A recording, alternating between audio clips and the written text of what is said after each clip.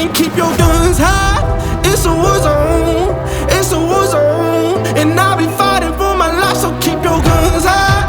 It's a war zone, it's a war zone, and I'll be fighting. Let's get the show on the road, baby. Ladies and gentlemen, welcome back to another video. This is week 1 of block number 2. Currently we got 510 pounds loaded up on the bar, and it's time to see if we can make this shit move. See, 525 is what we left off on block 1, and we hit that for a double. So now let's see if we can make 510 move like nothing. Here we go. Let the flame ignite.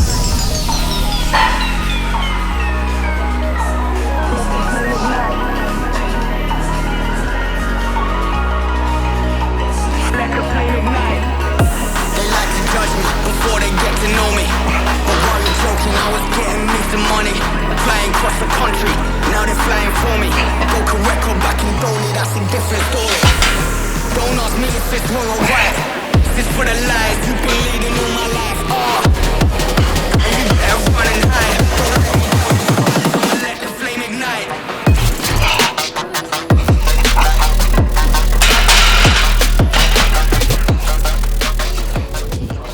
Okay, so that's more like it. I was saying in deload week, it was kind of funny watching, like, going back through while I was like editing during deload week, like my feelings towards each individual lift like changed throughout the week. Because I remember with squats, I was like, oh, that was a much needed deload. And then after secondary bench, I'm like, okay, I'm not loving deload. And then came Thursday and I was like, because like obviously deadlift's my favorite, and so when it comes to deadlift and I can't do the weights that I like, that I'm used to doing and like love doing, right, especially getting back into it after injury, it was it kind of, the satisfaction, right, like that post like big lift satisfaction just kind of wasn't 100% there. And so then by Friday I was like, get me out of deload week, I'm so done.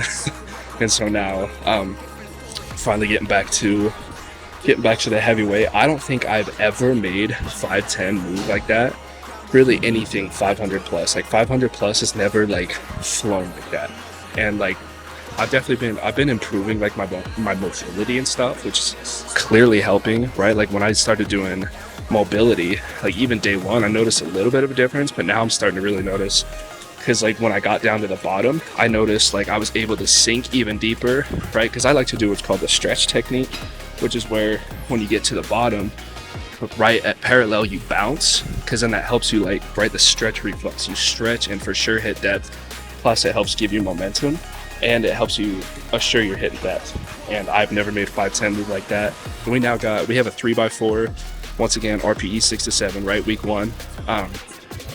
Yeah, I will say with 510, I was worried that was like too much of a reach, because like I was saying earlier, I thought about just doing 5, but where I did 480 for the deload, I'm like, well, if 480 was truly a proper deload weight, then about 510 plus needs to be where I start, which isn't always the best mentality to have with these things, but like it's still, that's just kind of how I am.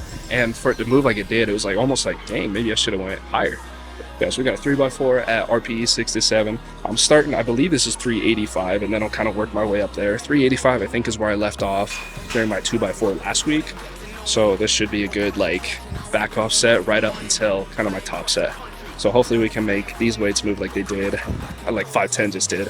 So that felt phenomenal. So super excited to get back into heavy lifting, and here we go.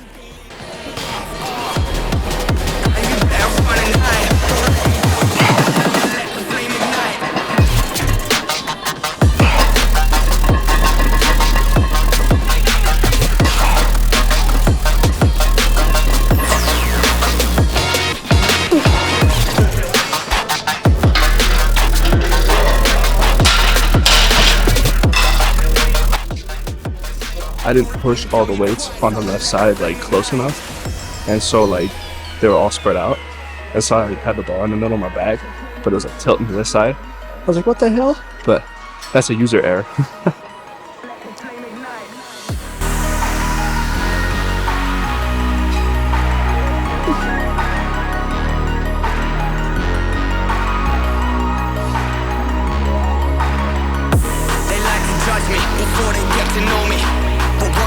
I was getting me some money, flying across the country.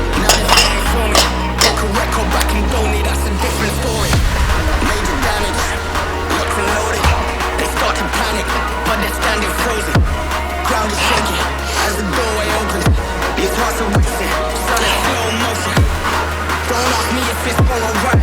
This is for the lies you've been leading all my life. Okay, so that's going to conclude for the squat segment of the workout. So now, right, we've done our top single, we've done our volume work, right, our 3x4. Now it's time to do some accessories. So to start, we're gonna open with 2 or 3 sets of tempo safety bar squats. The reason I like to do tempo is because it teaches you how to be stable and braced throughout the movement. I also like to go beltless on this and keep it heavy, right? Keep the reps low, keep it heavy. So then throughout the movement, right, you're still reaping the benefits of getting sport-specific practice under heavy loads, but at the same time, you're going tempo so that you can learn kind of the feel of the different, like, what do you call it, phases of the squat. Yeah, 2 or 3 sets of this, and then onto some hamstrings.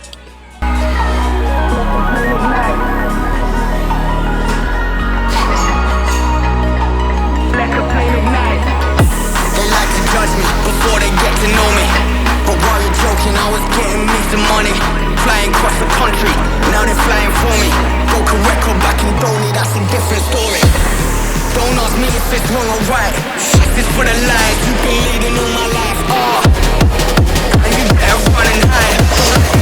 I'ma let the flame ignite.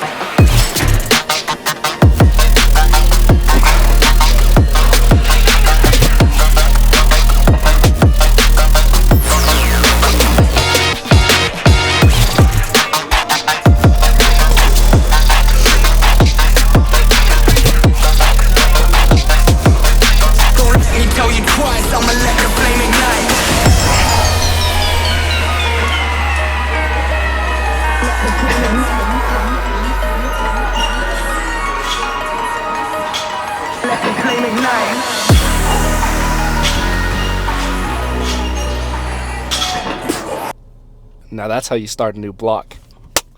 Woo! Welcome back to the car, everyone. No, it's bro.